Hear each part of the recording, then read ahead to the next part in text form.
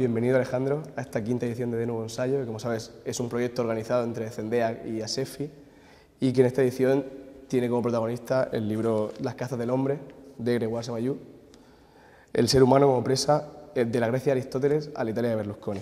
Bueno, bienvenido y muchas gracias por estar aquí. Muchas gracias a vosotros. Bueno, para empezar la entrevista queríamos pedirte que nos hablase brevemente de tu trayectoria intelectual, para situar quién es Alejandro. Bueno, mi formación es variada en parte. Mi doctorado es en Historia, pero con incrustaciones curriculares de diversos órdenes, Antropología, Sociología, Filosofía. De modo que el hecho de estudiar en un momento brillantísimo e iluminador en Barcelona, a finales de los 70, en una universidad irrepetible, con unos programas de estudio que de alguna manera anticiparían lo que serían universidades de excelencia, con una grande capacidad de elegir materias, tuve la oportunidad de tener como profesores a los grandes de los grandes en prácticamente todas las áreas. Fontana y Giral en Historia, Manuel Sacristán, Paco Fernández Buey en Filosofía, Pepa Roma en Antropología, en fin, había sido un pequeño cajón desastre que después me ha sido de mucha utilidad para tener inquietudes múltiples y diversas e incorporar toda esa variedad de miradas en mis trabajos concretos. Bueno, ya entrando ya más en materia, el concepto que Chamayou pone en juego en su libro es el de la caza para interpretar la violencia política de Occidente. La primera pregunta es directa. ¿Tú crees de verdad que el concepto caza es un concepto útil para pensar esta historia? No me cabe duda. Es uno más de los conceptos. Es una herramienta más para interpretar nuestro mundo, ¿no? Y efectivamente Chamayou propone un concepto muy fuerte, muy radical, pero tan radical como requiere ir al núcleo del problema. Y efectivamente lo que ayer comentábamos, es la caza con mayúscula, porque tiene como presa al ser humano. Y ya está expuesto en el libro. Probablemente la virtualidad del libro de Chamayou es que precisamente hace una historia de la civilización occidental a partir de ese concepto, que él nucleariza y lo introduce como un elemento de referencia. Desde el Nimrod, los viejos cazadores, Abraham, las partidas de caza de los reyes medievales franceses, el debate en torno a la humanidad o no de los habitantes recién descubiertos de las Indias, de la América del siglo XVI, pasando por la caza de negros, la trata, hasta llegar a nuestros días. Efectivamente, pienso que es una línea nerviosa, o mejor dicho, un eje articulador brillante. Bueno, Chamayou llega a decir en una parte del libro que el gran peligro de las revoluciones es que se inviertan los papeles, es decir, no se rompe la estructura de las relaciones, sino que las presas se convierten en cazadores. Desde tu punto de vista, habiendo estudiado conflictos postcoloniales en el norte de África y Latinoamérica, y considerando estos conflictos postcoloniales como eminentemente revolucionarios, en tanto que hay un cambio político importante, ¿crees que se cumple esto que dice Chamayou? ¿Crees que en ese momento las presas se han convertido en cazadores? Bueno, esto ya lo ha tocado suficientemente Hannah Arendt en sus trabajos sobre la revolución. Es obvio, ¿no? Pero obvio, inevitable y fatal. Iríamos más allá. En el fondo, ¿qué propone o la lectura que hace Chamayou cuál es? La caza con mayúscula está insertada en el núcleo civilizatorio del que somos herederos. No es ajeno. Por lo tanto, si las revoluciones han sido cambios estructurales de profundo calado, pero insertados en las tradiciones aristotélicas, por decir algo, el resultado estaba servido. ¿Qué propone Giorgio Agamben? Repensar en términos radicales, enfrentándose con Aristóteles, nuestro propio destino, atendiendo al cuerpo, atendiendo al ser humano, no como número, sino como materia viva. las empatías físicas, ¿no? En un cambio estructural, en un nuevo paradigma ya, digamos, desvestido de las incrustaciones de la caza, eso sería posible, pero ahí está la urgencia de pensar qué hacemos. De acuerdo. Bueno, siguiendo con tu trabajo en relación con el libro de Samayu, él también dice que uno de los mecanismos que usaron las metrópolis para la caza en territorios alejados fue crear una casta cazadora entre la población, de manera que ahorraban en hombres, ahorraban económicamente y también ahorraban en responsabilidades. O sea, no eran ellos directamente los que cazaban. Desde tu trabajo casi antropológico, de investigación empírica en Latinoamérica, por ejemplo, ¿crees que todavía quedan vestigios de estas cazas, de estas castas que fueron organizadas desde la metrópoli? Bueno, el tema es más complicado en el sentido en que la relación metropolitana con la colonia ha cambiado. Ya no son territorios de pertenencia jurídica, pero el formato en esencia sigue siendo el mismo. Quiere esto decir, ya no son los belgas los que utilizan a los propios negros en el Congo, en la colonia del rey Leopoldo, para que le corten la mano a otros negros que han robado algo o que cacen a otros. No, ya hay intermediaciones más complejas, pero en esencia es lo mismo. Tú me preguntas por mis indagaciones o por mis experiencias prácticas, ¿no?, en los territorios que comentamos. Obviamente, en Colombia, por ejemplo, quien mata, quien caza, son campesinos que cazan a otros campesinos. Y que el destino, probablemente por simplificar, un fatal destino, situó a cada uno en el lugar que le correspondía para cumplir ese juego. El caso de México, que es otro territorio de caza hoy, pues no hay más que ver, son los pobres los que se autoexterminan. Bien, naturalmente, con mediaciones instrumentales que manejan los cuadros de situación, pero en esencia lo que es la ejecución física y directa de la caza es así. Pobres desgraciados que matan a otros pobres desgraciados. De acuerdo. Bueno, no sé si era esa la índole de tu pregunta. ¿Hasta qué punto las castas creadas todavía sobreviven? ¿Todavía hay vestigios de esa casta cazadora?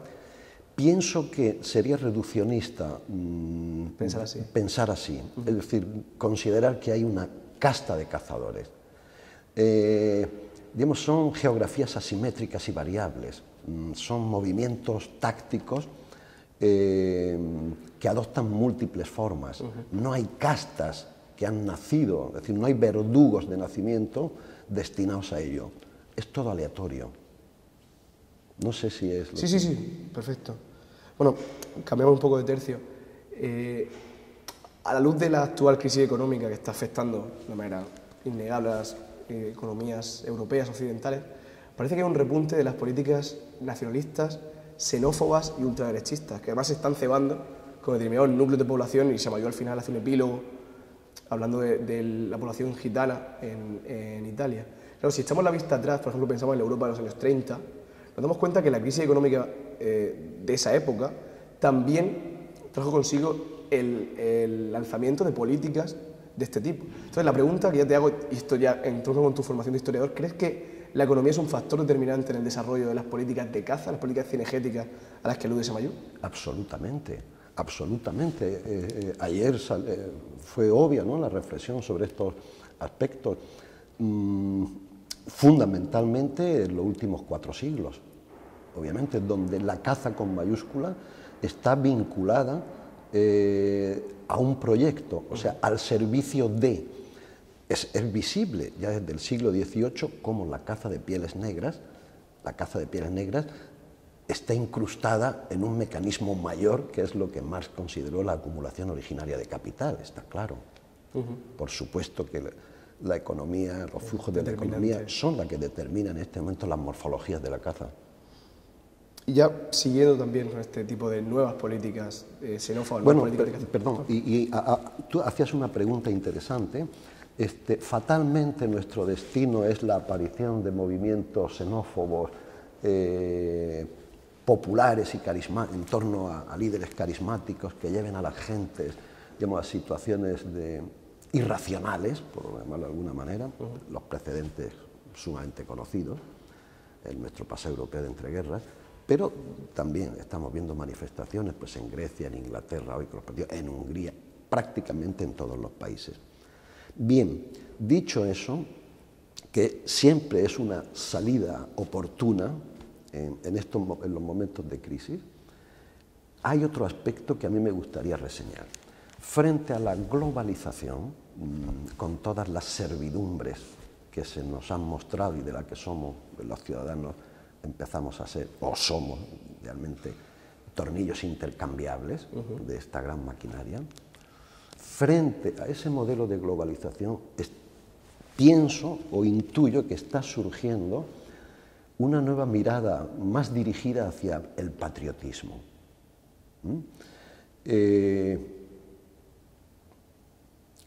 La defensa de las singularidades, de las lenguas, de los yos colectivos, empiezan a adquirir hoy un carácter probablemente revolucionario frente a un proceso homogeneizador. El caso lo tenemos, por ejemplo, en España. En España, el tejido industrial, que residía pues, en una geografía productiva más o menos densa en los años 70, 80, fue deliberadamente desmantelado, vinculado a un proyecto económico de índole transglobal.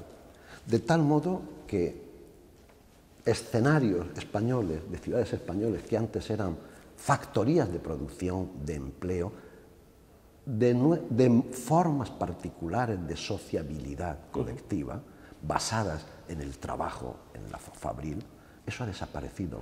Somos países, digamos, en servidumbre hacia otros escenarios de producción.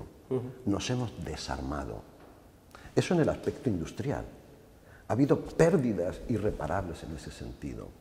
Es lógico pensar que podemos recuperar, ¿por qué no?, el ingrediente de patria, patria en el sentido de experiencias colectivas vividas, sigue siendo o puede ser un elemento positivo en este horizonte de cuestiones y de interrogantes. Bueno, siguiendo con una cuestión que acabas de apuntar y tomando como premisa, la misma premisa que la pregunta anterior, es decir, el repunte real de la xenofobia, las políticas xenofóbicas, tú has escrito un libro en el que analizas el papel de los tribunales internacionales, ¿no? ¿Qué papel juegan? Entonces, te queremos preguntar sobre eso, o sea, ¿qué papel de facto juegan y cuál crees tú que deben jugar los tribunales internacionales en este proceso de repunte de la xenofobia y de las políticas de caza? Bueno, si me permites un cierto tipo de gamberrismo verbal, te diría, o podríamos pensar, que los tribunales internacionales pueden ser un nuevo tipo de imperialismo. ¿En qué sentido? Si ustedes observan, tanto el Tribunal Penal Internacional de La Haya, para los crímenes de Yugoslavia, como la Corte Penal de hoy, como el Tribunal de Arusha en Tanzania, también otro para juzgar los crímenes contra la humanidad, derivados del genocidio de los Tutsis, todos ellos han sido aparatos fabricados por el centro para juzgar agentes de la periferia. El ejemplo de demostración es calamitoso. La pedagogía que emiten, digamos, está sesgada.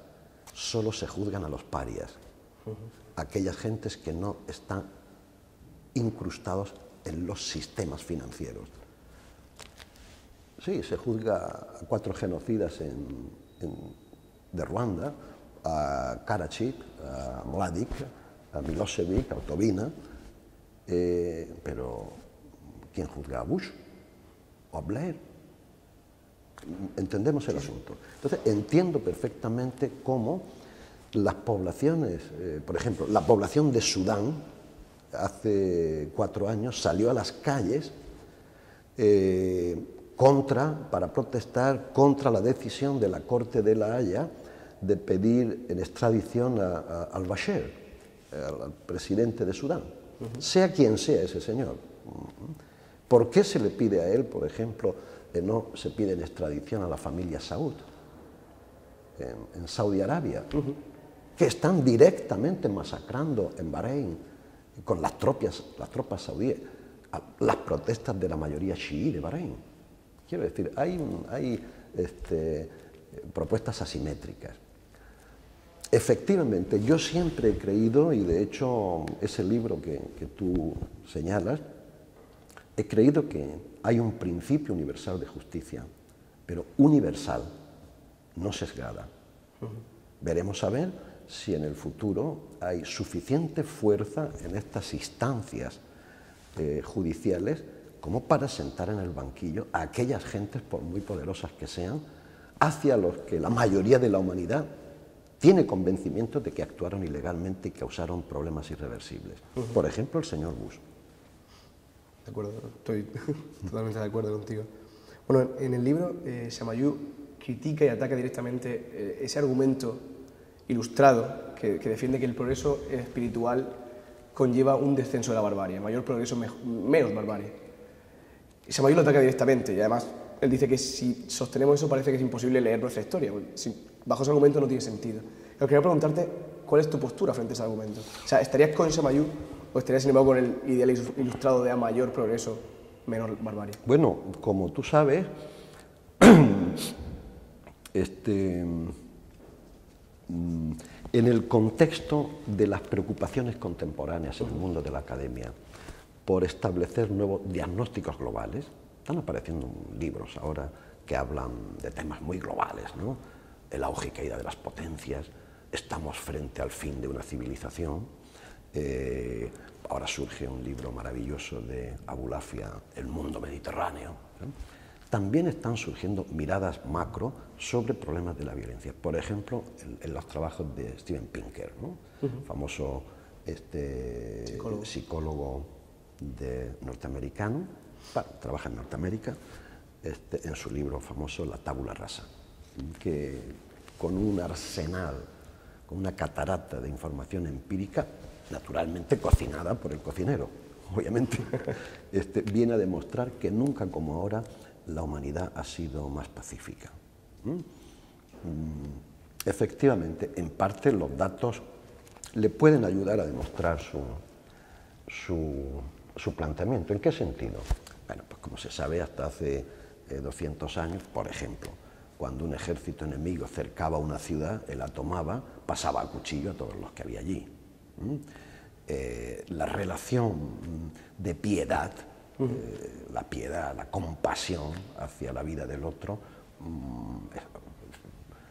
no existía. Había un endurecimiento existencial de las conciencias y de los cuerpos frente a vidas marcadas por experiencias de violencia. Efectivamente, hoy somos mucho más civilizados.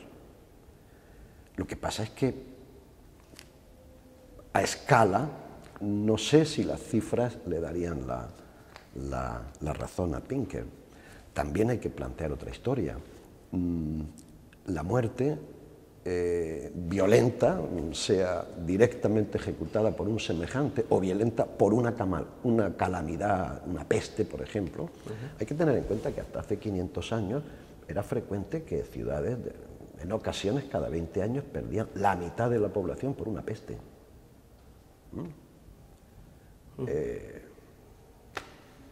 O sea, había una familiaridad física con la muerte del otro, una suerte de endurecimiento emocional. Recuerdo el caso, por ejemplo, la investigación de una médico, una antropóloga médica americana, Nancy Shepherd Hughes, que hace unos años escribió un libro sobre las mujeres de Brasil, de un área concreta, de un barrio muy carenciado de Brasil, una favela. El libro se llama Muerte sin llanto. ¿Qué decía Shepherd Hughes? Bueno, a lo largo de años de estudio y convivencia con las mujeres de ese barrio, Saint-Just de Bonfils, al principio Shepherd Hughes estaba sorprendida de el endurecimiento emocional de mujeres que perdían a hijos y al día siguiente se iban a bailar. Estos eran casos frecuentísimos. Mujeres que habían tenido 8 o 9 partos, de los cuales vivían 2 y habían enterrado a 6 o 7. ¿Cómo podían bailar samba al día siguiente de que su hijo de 4 años hubiera muerto? Bueno, esto queda muy bien explicitado en el libro de Nancy Shepherd Hughes. Hay la experiencia de la violencia de la vida, diríamos, curte. Bueno, vamos ya a la última pregunta. En el texto de Samayoud se analizan distintas formas de violencia y de caza. Él parece que contrapone un tipo de violencia que es estructural del Estado contra otro tipo de violencia que él llama la jauría, que parece una violencia desordenada, que surge de una manera descontrolada y que a grosso modo podría considerarse como una forma de caza propia de un estado de excepción. En el momento de que no hay un control estatal surge la jauría. Claro, quería preguntarte justamente por eso, ¿crees que la forma de caza en jauría forma parte de el fallo de un Estado, de ese margen del Estado, o crees que la forma de jauría es propia de la lógica del Estado? Sí, pienso que es una variante más, obviamente, y no tienes más que observar y examinar los escenarios contemporáneos incluso, donde operan las grandes cacerías. Vuelvo a insistir otra vez en el tema de México, Colombia, África, el Irak por Saddam, etc. Pero incrustados en nuestros propios referentes culturales. No hay que irse a Alabama al linchamiento de negros para ver esas historias. Los pogroms antijudíos formaban parte del equipaje existencial de los pueblos europeos, ¿no? Francia, Alemania y no digamos en el mundo del este. Por supuesto es una variante más, es una variante más. Yo no le daría mayor trascendencia ontológica al modelo jauría. Vuelvo a insistir, pienso que es una variante más. La jauría puede posteriormente ser organizada y cazar, diríamos, a escala técnica.